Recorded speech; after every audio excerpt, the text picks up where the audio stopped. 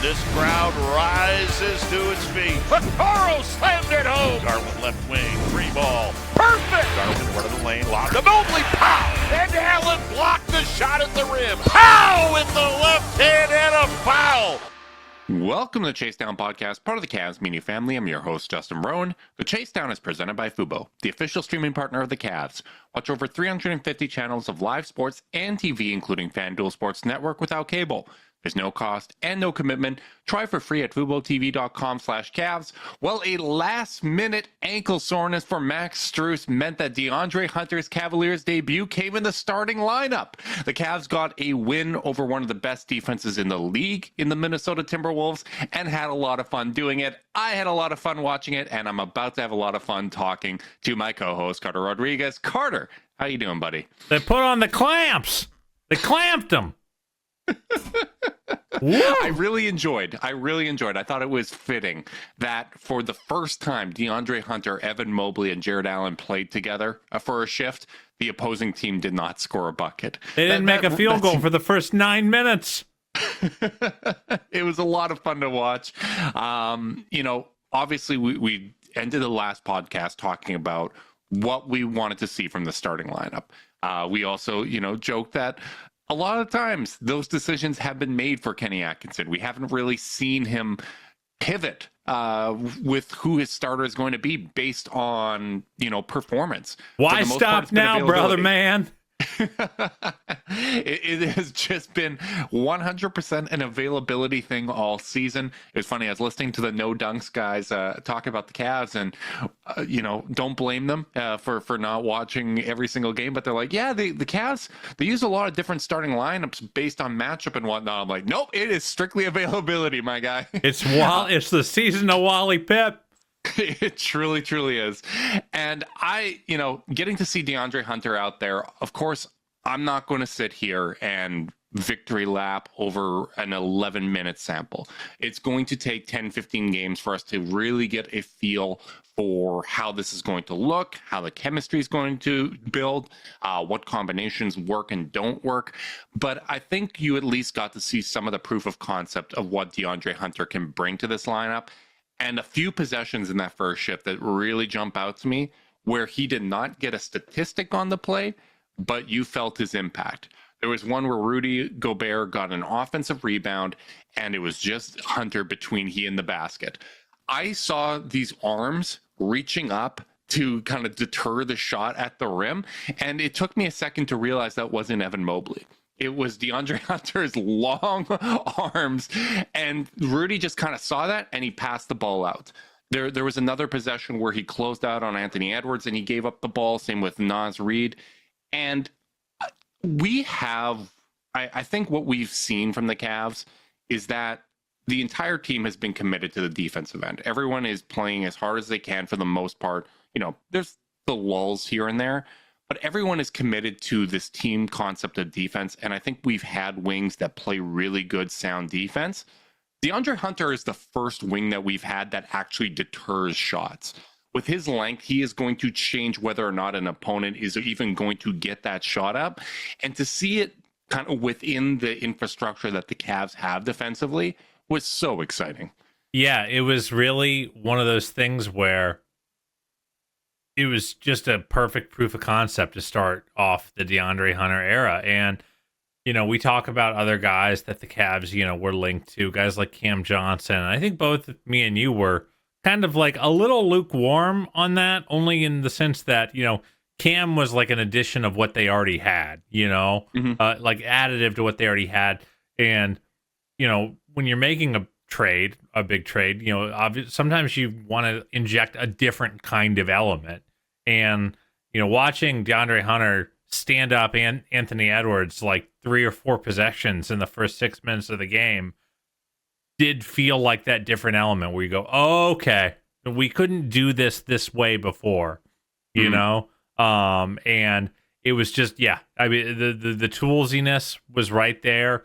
I feel like he played with a certain intensity. I mean, he picked up 5 fouls in this game. Most of them I thought were good. I'm playing hard type of fouls, but like I felt like he felt empowered to challenge at the point of attack. with those two bigs behind him. And that was something that Kenny mentioned in his media availability, is that he was going to challenge DeAndre to be more active, to kind of really pursue those steals and blocks and gamble a little bit more. Because when you look at the defensive infrastructure of the Hawks, you have some long, rangy defenders out there, right? Like Dyson Daniels is terrific. But you also have some guys that are going to have breakdowns on that end of the court, right? Trae Young is not going to offer up much resistance at the point of attack. Same goes for Bogey. Like, they have guys that are Vit Krejci, is someone that can struggle on the defensive end. You don't have that same infrastructure, and you're usually playing with just one big that is a dominant defensive presence out there. And I think we've seen over the last few years where these role players go into a different context and it just accentuates their entire game, right? Like, maybe they don't have the best metrics in that spot. PJ Washington going to Dallas comes to mind. A more extreme example would be Derek White going from San Antonio to Boston, where you do some things really, really well, and we feel that the context that we're going to put you in is going to bring your game to another level. And I really do feel like there is the possibility of that with DeAndre Hunter, and that's what's so exciting. Yeah, I think the PJ Washington comp is really smart and really spot on, because that was another guy who this was a guy we were interested in, in years past, and it was always like, well, can he really hold up on that end of the floor? Because you're playing in Charlotte, a bad defensive team with not the best team collective values on that end of the floor. And then he gets to Dallas, and he's guarding Shai Gilgeous-Alexander in a playoff series and doing the best job of anyone they have. And that's a guy who didn't have a reputation as a defender at really any point coming in, just was a big, long, coordinated dude. And like Hunter, I think, it feels like he has a bit of a head start on that, but I do think this could be a guy that really takes off. We were talking among friends about this trade, and I kind of saw two outcomes with a bonus third. Outcome one is he continues playing at his career best level, and the Cavs are really happy they did the trade. Outcome two, he regresses a little bit because he is playing as the best basketball of his career. He hasn't been this good in years past. And so maybe he tails off a little bit. But I kind of felt like the third bonus option was he gets better. He plays better than he's ever played anywhere else because of the context the Cavs allow him to play in. And I said it on the last spot. I think it's an easy to play basketball in Cleveland right now. Mm-hmm. I think it's easy to play defense in Cleveland right now. That doesn't mean you don't have to work hard, but like so much of the context around you allows your job to be simple and allows you to do what you do best. You're protected. And if that third option hits and he goes up another level from what he's shown so far this year over the next 2 years of his contract and hopefully deep into the future, well then, Justin, we got a stew going. We absolutely do. And Kenny Atkinson post-game mentioned that, you're never sure how integrating a new piece is going to look, if there's going to be miscommunication on the offensive defensive end. And he said, on the defensive end, he described it as perfect, that there wasn't those miscommunications, that his instincts had him in the right spots. And, I don't want to say, to address what you said earlier about Cam Johnson, I wouldn't say I was lukewarm on Cam Johnson. Like, I was very interested. That was a part we were lukewarm about, to be clear. I was interested in him because I thought he was the best name available. But if you go back to the offseason, DeAndre Hunter was that guy that I kept mentioning because I thought, hey, this is a buy low opportunity. This is a guy who is going to be, from a fit standpoint, we are in a good position to bring the most out of him. And I didn't think that he was available because the Hawks were, the 5 seed for a while there. He was playing the best basketball of his career, even though that they drafted someone first overall with, a draft comp of DeAndre Hunter. I was like, what, it can work, right? You can never have too many big wings. But then priorities shifted for them, and Kobe and the Hawks front office were able to work out a deal that kind of matched the two timelines that they respectively had. And I forget if it was on this pod or a different one. I was doing too many podcasts leading up to the trade deadline, but I said if I have to pick between the two, I prefer DeAndre Hunter to Cam Johnson, not only from a cost standpoint, but because I felt like he addressed more of the needs. I feel better about his ability to defend down, to throw length at guys. When Cam Johnson switches onto Darius Garland in our matchups, I don't feel like he's offering resistance in those spots. That's not what he does. He can defend 3 and 4s pretty well, but I wouldn't feel good about throwing him on Anthony Edwards, even within our infrastructure. Like, that wouldn't be what you're asking of him. And DeAndre Hunter, yeah, we reserved that for Sam Merrill. Yeah, hey, Sam did a good job. He did a nice job, and as good as the job can be done. But that's, there's a prime example, right? Like, even if you're going to like the Sam Merrills of the roster, everyone is committed on the defensive end. If you have a lapse, you're going to hear about it from everybody. And I think when you have that culture of winning, which is one of the things that DeAndre said in his first availability that he was really looking forward to, when you have that, culture of accountability and trying to everyone pull in the same direction, you're more likely to expend that energy on the defensive end than you were in a situation where you're in scramble mode frequently. Yeah. Again, I've said that I feel like this is the best shell defense in the league, and I feel like that shell got tougher to crack with Hunter. The length is just so apparent. He's just a big dude. He's about as tall as Dean Wade with longer arms. And as much as we've loved the Dean Wade lineup, on the defensive end of the floor, I think DeAndre just adds a lot, because he also on the other end of the floor can shoot, he can attack a closeout, he can get to the line. He's averaging 6 free throw attempts per 36, which would be, I think, best on the Cavs right now, which goes to show you where the Cavs are in terms of drawing free throws. But he just has all this optionality, and I even though I think both of us were on team keep Max as the starter, and I probably still there, it was really nice to see the first glimpse of okay, here's what it could look like. Mm-hmm. Yeah, I still do feel that our best 5 is with DeAndre at the 3, and I'm an excitable boy. We know this about me, and after already seeing it, I'm kind of ready for this, right? I saw Chris Theodore had a report today that Dean Wade's knee is recovered. He could play. The team is just kind of taking the cautious approach of, hey, the All-Star break's around the corner. Let's give another week off so that you could get to max health. And I kind of expect them to do the same thing for Max Strus here. It's an opportunity to get him some more rest, even though that this isn't a serious injury. All due respect to the Toronto Raptors, that's another matchup that they should win. The Minnesota Timberwolves are a much better team than the Raptors, and we just handled them pretty easily. So I'm kind of okay with it. And if you recall the last episode, my biggest cause of trepidation was if we're starting Hunter and Dean isn't in the lineup, you don't have an option at the 4. And you know what?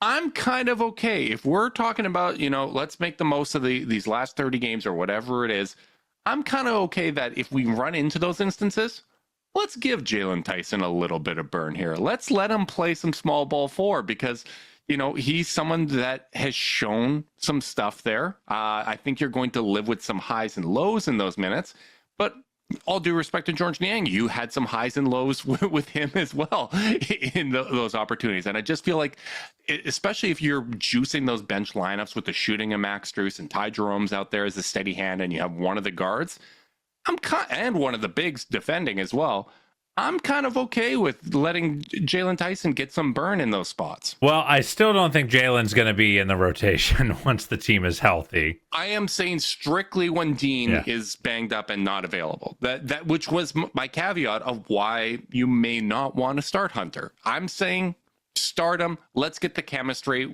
It's a crash course of Cavs Man, you basketball. changed your mind after one game, after 11 minutes. How about it? I told you, I'm an excitable boy. You are an excitable boy.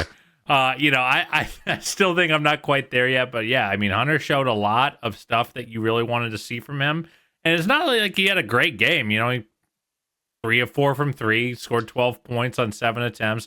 But, scoring average went down today for DeAndre. So, but I really liked all the little things he was doing. I loved the physicality at the point of attack.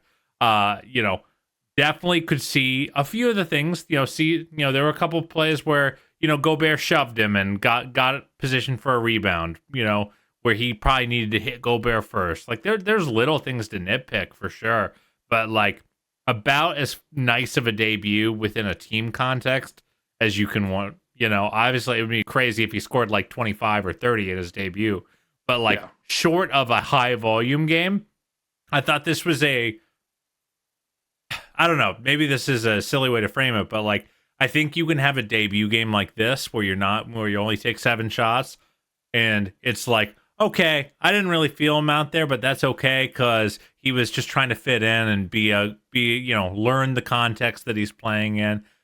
I didn't feel that. I felt Hunter in all 23 of his minutes.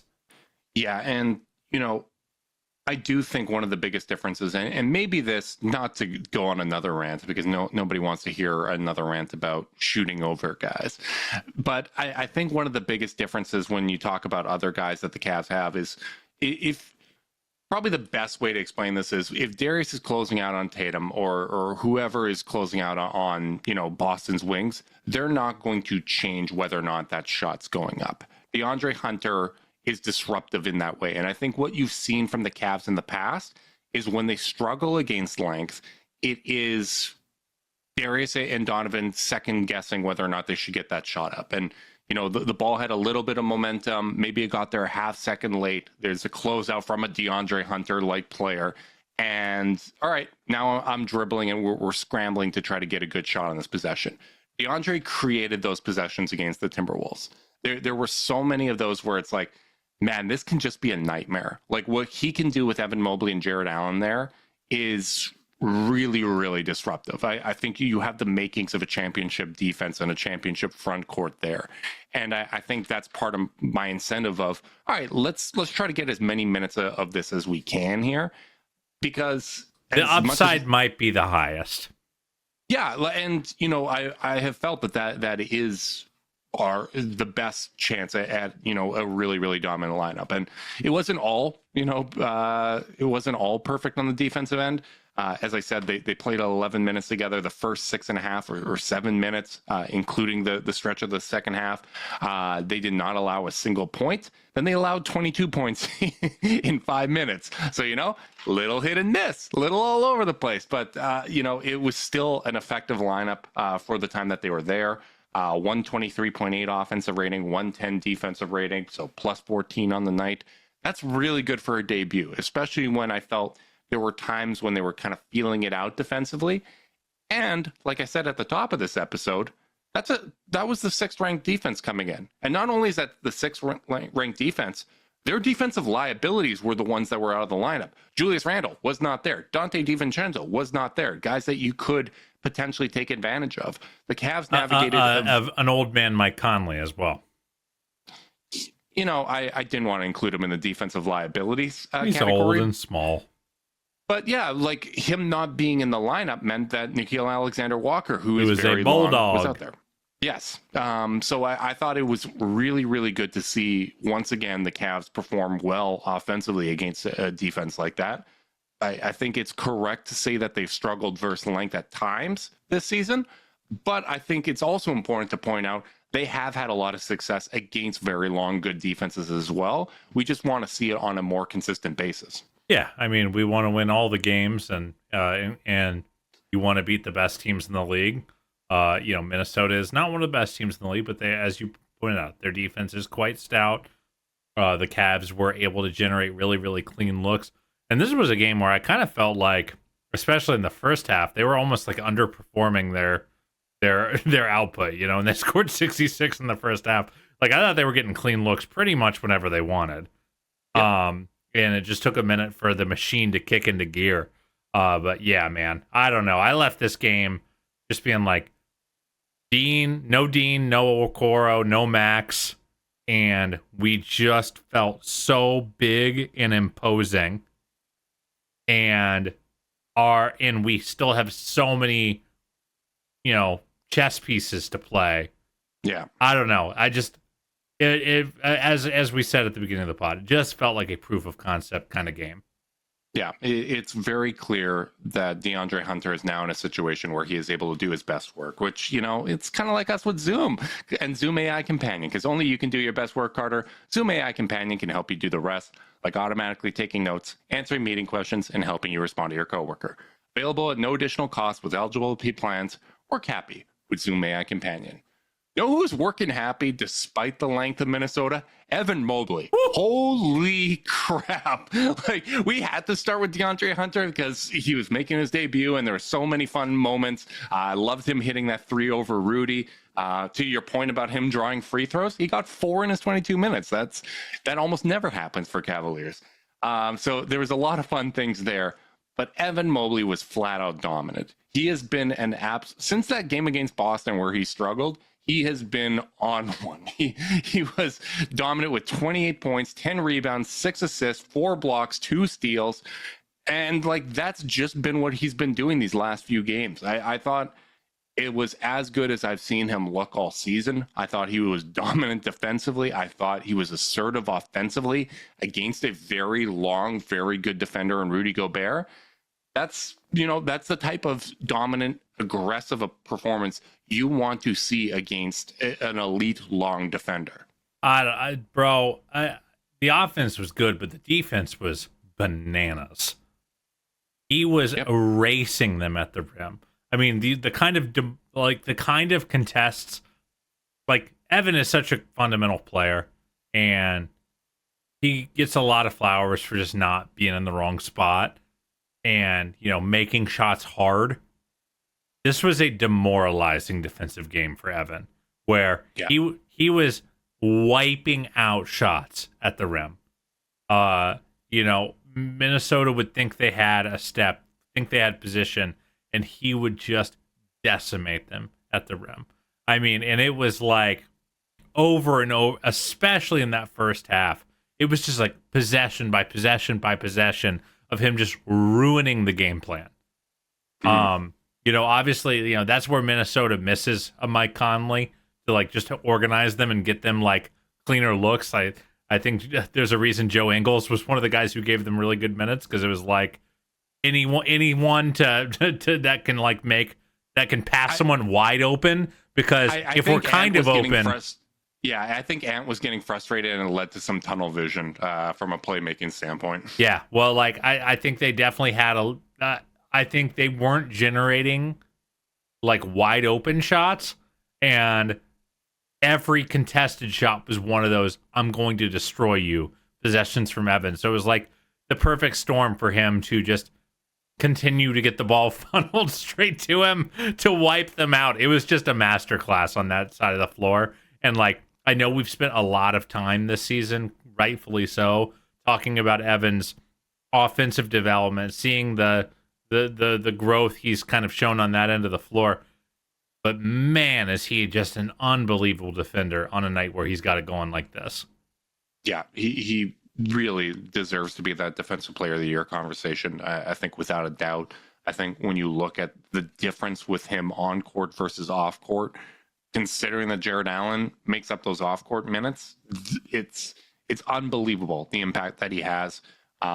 Just even him poking away, I feel like he's being more aggressive of kind of understanding when someone's got their back to him and exposing the ball. He's going to have those active hands. He's going to poke those away. The steals, the blocks, everything was there on the defensive end. But I keep coming back to the offense, because I thought there were times where it was very clear that the length of the Celtics was giving Mobley trouble, right? We talked about how that's something that he needs to get better at. And when you go up against a Rudy Gobert and a Naz Reid, 2 fantastic defenders, look at the numbers since Julius Randle's been out. That lineup has been crushing people, and they've been doing it primarily on the defensive end. For him to go up against a player that is longer than Kristaps Porzingis, and for him to also have his shot blocked a couple times, his early takes, there was a few times where he thought he had the turnaround. Naz Reid came up and blocked it, which goes to show you what a ridiculous defender Naz Reid is to accomplish that. But he didn't let He's really come up, by the way. Nas was not a good defender early in his career. I feel like he's gotten a lot better on that side of the floor. He absolutely has, and he had a bit of an up and down start to the season. He's really, regaining that form. But for Mobley to not get discouraged from those, block shots and the possessions that didn't go as well early, and to continue to be aggressive and to really go for their throat, I thought that was a really, really encouraging sign, right? Like, you're only going to play the Celtics so many times, but you can practice this in some of these games where, hey, this is where it is successful against a very similar type of defensive presence to what you're going to see against the Kristaps Porzingis. As for Al Horford, like, Horford's the same height as DeAndre Hunter, maybe shorter. So I don't understand that matchup outside of just the smarts of Horford.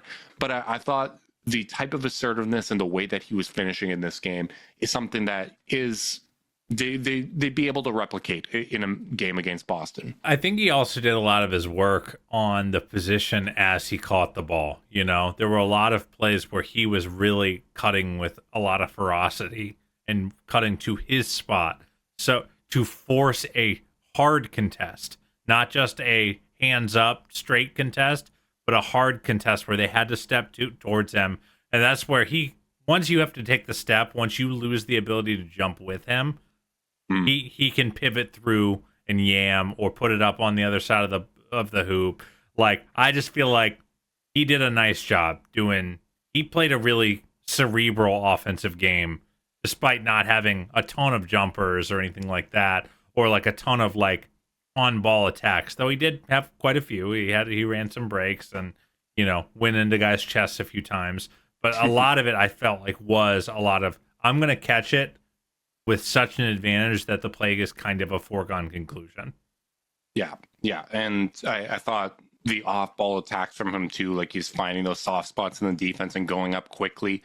I didn't feel that he was consistently going up quickly in that game against Boston. So I just thought all around it was a great performance from him. And, his front court mate in Jared Allen was phenomenal as well. I thought Jared was really aggressive early, getting a lot of those rebounds, those second chance opportunities. He's up to the best rebound rate of his career, believe it or not. And it's primarily been on the defensive end. He's not at the best offensive rebound rate, still a little bit below where he was last year there. But the overall rebound rate is the best mark of his career. And I really feel in particular, I don't have the splits for the last couple months, but I feel that emphasis he's had on the offensive glass. Like, it really seems he's going more out of his way to generate those possessions, scrambling for loose balls, throwing it back in the play, tipping it out. And it was really fun to see, especially those minutes, those small ball minutes with Jalen Tyson out there, where you just have two guys that have the nose for those extra possessions, just tipping at it and annoying the hell out of the Timberwolves and creating those extra chances. It's just really, really fun to see Jarrett commit himself to that, because I think that's one of those things that can potentially swing a series, right? Like, if we can discover a little bit of an edge with him on the offensive glass and give the best offense in history even more touches, and, if you have to call on someone like Jalen Tyson, yeah, the offensive polish isn't going to be there. I mean, he's going to fumble a fast break opportunity, but he's going to give you some extra possessions. You sweet boy. We thought you had it. Hey, he made up for it with that corner three. That was a lot of fun. And then was followed up by a ridiculous Ty Jerome play, because Ty Jerome is just awesome. Yes. But, seeing that emphasis from those guys and knowing that was something that Kenny had said that he wants to see from the team, it's definitely something that I'm continuing to keep my eye on. Yeah, I mean, and I do think to some extent it's always going to be a little symptomatic of the offense. Like, Tristan was a guy at his best where no matter what the offense was doing, he was going to generate a lot of extra looks for you. I think Jarrett is getting 2016 Golden State offensive rebounds, where it's like your defense is so discombobulated trying to guard the Cavs that you're not in box out position, that you've ended up switching a guard onto Jarrett or a wing onto Jarrett, and all he's got to do is have decent feel and jump high, and he's going to get the ball, Yeah. Like, and that's not to downplay his effort at all, but to complement the overall structure that the Cavs have right now, where, again, I said it in terms of how Hunter was going to fit on defense. I just think it's easy to play Cavs basketball right now. Like, if you're a pretty good offensive rebounder, you're going to be a great one here. If you're a pretty good defender, you're going to be a great one here. And, like, that's the mark of, like, truly good teams, truly great teams, is, like, everyone is their fully actualized self. I think we've seen that with so many great teams over the years, where it's a guy who's just like, the way I was down on Boston going into last year, because I'm like, are they really going to be able to count on Sam Hauser and Peyton Pritchard and Old Man Horford? And, like, the second you see them play, it's like, oh, of course they're fine. Yeah. Like, of course this team, this Celtics team is built to, like, accentuate their strengths. And I just kind of feel that way about this Cavs team. Like, I just don't know if all these guys are having this great of a season if they're in different contexts, which is like, yeah, of course, and I'm not saying that to rob credit from any individual, but I just think this is the ultimate greater than the sum of their parts team. And I think that's why both of us are so freaking fond of them.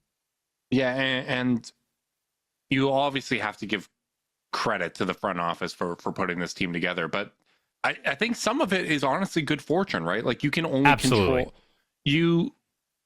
there's only so much you can control in the team building process. Really, what you're trying to do is acquire the best talent that's available to you, and you can be somewhat selective, but what those opportunities are when they come up, like, that's hard to get a feel for. And I think when you look at the top of this roster, right, where Donovan Mitchell came in and he has worked his ass off trying to, continue to adjust and evolve his game to fit what's going on. I think we're really, really fortunate that Darius is so good playing both on and off ball. And, like, that was one of the things that we talked about very early on when it was like him, Sexton, and Kevin Porter Jr. We're like, hey, the best thing about trying to build around Darius is his game is malleable. Like, no matter what talent you're trying to acquire, you can get the best available talent because he's going to be able to play on with a ball dominant wing or a ball dominant guard or a big man. Like, if you were able to acquire like a Jokic type, you could count on him to be successful and feed off of that type of player. And then Evan Mobley is, low maintenance as it comes from a star perspective. Jared Allen is low maintenance as it comes from an all-star level role player.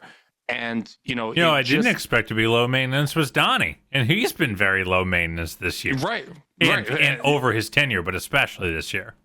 Yeah, and that's why I started with him, right? Like, I think that he has sacrificed the most both on and off court. And I don't think it's really sacrifice. I think it's more just the maturity and understanding of, hey, we got to win as a collective here. And I think when you look at even just acquiring someone like Ty Jerome, didn't work out last year, but it's very clear. Hit it out of the park there from an on-court and off-court standpoint. He's someone that brings fire, and honestly, his strong play helped enable the ability to go for a DeAndre Hunter. The fact that you can trust him to run those second units and take over basically those Karras ball handling reps full time as a reserve. If you don't have that in place, maybe you don't feel as comfortable going out and getting a DeAndre Hunter. If you don't have Craig Porter Jr. emerge and give you really solid minutes lately, and obviously what we saw from him last year, you probably don't feel as comfortable. So I think it's been really, really fortunate that, the best available talent has also been personalities that fit so well. Yeah. And during Kobe's media availability after the trade, I asked him, I was like, how much of this is a vote of you're trading two beloved dudes out of the locker room. How much of a vote of confidence is this in your core, in these top four dudes that are like to be your standard bearers culturally? And, he basically said that's what Kenny told them, at shoot around, as everyone's kind of processing the emotions of losing two beloved teammates. And yeah, man, I don't know. This team, we make the nice young men joke a lot with this team, but they really are, and it goes to me, it goes to show what that can enable. Yeah. There's so many roads up the team building mountain, and I think, and that's in terms of archetype, in terms of, playing style and stuff like that, but it's also in terms of the kinds of dudes you pick up to play for your team. And like this selfless team has enabled them to go get a guy like Hunter, who is, who can be his best self very, very quickly. So I don't know, man. I'm over the moon. For whatever reason, this game, maybe it was the 16-0 start. Maybe it's just been their answer after the Boston loss. But so they lose 3 in a row. We're like, oh God, this feels terrible. Then they've now won 7 of their last 8. Like, this team just knows how to answer, and they've answered in really dominant fashion. They beat Detroit by 19, Miami by 20, the Hawks by 22, the Mavericks by 43. Then they lose to the Celtics. Squeak out a win against the Pistons, and then beat the Wizards by 10, the T-Wolves by 21. Like, they're just, every time I start wondering, like, is there going to be a little drop off? Are they going to have, like, are they going to settle into a new normal? They just snap right back to we're world beaters again. And I'm really, really geeked to see that. I'm really, really proud of this team. And, like, they're heading into the All-Star break with a chance to be 44-10. Yeah. Pretty nuts. If they win the game Wednesday versus Toronto, they're going to be on pace for a 67-win season, which would be a franchise record. Like, this is a really, really damn good team. And I've said it before, but this is the most fun that I've had watching a Cavs regular season. And I'm so there. And I think, some of that is what I've said before, where 2009, I was playing a lot of basketball then. I missed a lot of games. I didn't have access to League Pass the way I did. Part of it is, the expectations, right? Like, it's a different level of expectations coming off. The win total was 48.5. We almost hit that by the All-Star break. So close. That's obscene. Oh man, I don't do sports betting, but the one thing I do bet on is Cavs overs when I see it be that ridiculous, and it's gone well for me the last couple of years. But yeah, man, like this has just been so much damn fun, and to really feel like you have a chance to potentially win a championship here, and if not this year, continue to compete as long as this team can stay healthy and continue to grow together. It's a really special place to be in. And I think also for, to kind of reflect back, and I'm sure Darius and Evan have to feel this too. Like, you get drafted by the team, there was a lot of, Kobe was really giving a vote of confidence for those guys. When Darius signed that extension, there was a real kind of vote of confidence there. Hey, this is the first, he led us to a winning season here. We believe, Evan Mobley can reach these heights. And for the team to back that up, to go out and get a Donovan Mitchell, to continue to be aggressive in free agency, to find a way to convert Jetty Osman and Lamar Stevens into Max Strus to give them some depth, to go out and get a Karis LeVert, to go get a DeAndre Hunter. Like, the Hoop Collective likes to say actions over words. They believed in what those guys can do and the steps that they could take forward. And they've invested in that, right? And I think that that's not something you should take for granted, especially when, you look at other teams at the top of the standings, and like Memphis got worse to cut cuss. I can't talk. Are you okay? Cut costs. Kendrick Perkins? Moses Moody? Wow, that is tough. Wow, that's unbelievable. I just couldn't believe a team at the top of the standings would do such moves. But I'm gonna have to finish the pod solo as you just collapse over there. Into a puddle like oh my that's gosh, unbelievable. But you get what I'm saying? Like, yeah, I mean, even Boston cut from their roster. They traded Jaden Springer, who the fans were really excited about, and they traded him to cut costs. Like, this is. See how you do it? Yeah, I just think it's a really great place to be in. And, circling back to that point about Ty Jerome, I think maybe part of why I feel okay with, hey, if we are starting Hunter and Wade is out of the lineup, maybe we can go with Jalen Tyson. Maybe we can try some different things. Maybe even, some small ball Okoro or Max there if we have to, but just get Hunter those minutes with the starters. Part of why I feel so good about that is Ty is such a steady hand as a backup. Like, you're not really dealing with the same variance that you had when Karis LeVert is out there as a ball handler. Like, I think even tonight where you see, if that's Karis and Darius out there, I think Darius is still on ball for a lot of those kind of one guard minutes when Donovan's off court. Getting him some easier off ball looks and those catch and shoot threes, those opportunities against a very long defense, I think that just buys you a little bit of energy. I think it just makes things easier for them. And maybe that's why I just feel more comfortable with some volatility potentially with playing a rookie in Tyson. If you know that you have a steady hand there at the other positions, it just insulates you a little bit more. Yeah, I mean, this team was playing at points last year. They were playing sometimes 20 minutes a game of point guard because the guard room was so decimated. And, now they're up to a cool 48, Ty Jerome's going to give you 24. Darius is going to give you 27. Donovan doesn't I said that in the wake of the trade was that Donovan just gets to play all of his minutes at the 2. And as good as I think Donovan's been playing at the 1, I think he's at his best when he gets to play the 2, and that trade in so many ways, I think, just allows everyone to slot into the best version of themselves.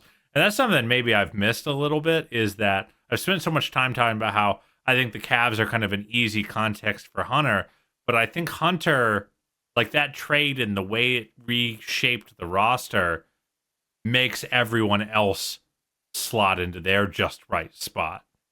Yeah. And one of the areas that I'm also excited to kind of track, if he does end up starting, it seemed like, at least if we're looking at the substitution pattern for this one game, he kept him out there with Darius and Jarrett. And that has been the lineup that those two, even though it's been really good when it's Darius and Jared, just the two of them, they've struggled on the defensive end. And I still believe some of that is noise and opponent shooting and whatnot. But that is a combination that could use a little bit more defensive presence. And I'm interested to see if that is what ends up happening, if that normalizes that lineup a little bit more, right? Like, we're so good. We have all these different combinations that work so well. But if we can make one of them better, if we can, remove one of the weaknesses of those lineups by having DeAndre Hunter out there as a 4 rather than George Niang or whomever else, I think it's primarily been Niang because he's always been healthy. But that lineup has seen a lot of volatility and a lot of different guys used in those minutes. Having Hunter as a stabilizing presence and the 3 of them out there, I'm really interested to see the results. If you look at the lineup data for the 3 of them playing together, they had a 106 defensive rating for the night. And if you take into account, the 11 minutes when it was all the starters was 110, that means that lineup was probably about 101 when it was just the 3 of them. So it's very, very, very, very, very small sample. But I just think theoretically, that's something I'm interested in seeing. Yeah, I mean, once this team, I'm really excited to see after the All-Star break. I'm playing the assuming game, which I know is a dangerous one, but with the Fedor report today, with Okoro getting shots up after practice, it does feel dribbling the hell out of the ball at the end of the quarter. Oh yeah, yeah, I don't know what that was about, but I feel like we haven't even really gotten to see Kenny play, and I felt like I was waiting on trying to find a way to frame this. I felt like going into prior while we were waiting for Max to get healthy, and then once Max came back and we were waiting on the other guys to get healthy, I kind of was waiting on everyone to get healthy just to kind of see the team just be the best version of itself. Like, okay, we're all good at these things, and now we'll be great at them once these guys come back. I feel like now I'm waiting for them to be great at 6 different things. Like they have, like, I'm excited to see all the different lineups. Like, do you play when you only have one big on one of the 2 centers on the floor? Do you play Dean and Hunter together? Do you play Okoro at the 2 and just say, defense, we're going to kill you? Like I just feel like you have all these different specialization lineups to pull the trigger on without having to give up a ton, like without having to over specialize where you're putting something on the table but taking something else off. I just feel like they have a ton of optionality. They have so many lineups they can run out that I'm going to like, and it's going to be real fun. Yeah, I felt like we were kind of deprived of the opportunity. Kenny has had tough decisions because there's been so many people playing well, but he never really got that game where everybody was healthy, right? The only game where everyone on the active roster was available was the OKC one, and Okoro was dealing with the shoulder. Mobley had the calf issue in that game, and it just got out of hand. We didn't get to see, okay, well, how much would George play if everyone's healthy and we're playing against Boston? What does that rotation look like? Does Sam play? Like, we never got to learn any of that. And I'm really interested and hopeful to see after the All-Star break if we're going to see the full lineup. What does Kenny start to do? And to your point, I just don't feel like when I look at all these theoretical lineups and the various combinations that Kenny can use, really don't feel like any of them are giving too much up on either end of the floor. And I'm really, really interested to see how he deploys them and what kind of the offensive and defensive evolution is, right? We touched on it just a little bit in the last game, or on the last podcast, but if Okoro's primarily playing at the 2, do we finally see him like used as a full court press guy? Like, is he just going to hound someone bringing up the ball? You can't really do that when you're defending the 3 and you're running to the corner defensively. So I think those are the type of things that I'm interested to see, the remainder of the year. But I also just want to see this team remain healthy and get out of the All-Star break being the best version of themselves. And what a showcase we're going to have. It's going to be a lot of fun. Obviously the new All-Star format's kind of strange, and, we'll figure out how it works. But, like, it'll just be nice having a vested interest both on Saturday and Sunday, because we got DG in the 3-point contest. I mean, we'll touch on All-Star game stuff. I know we got one more pod before the break, but man, it's going to be a lot of fun.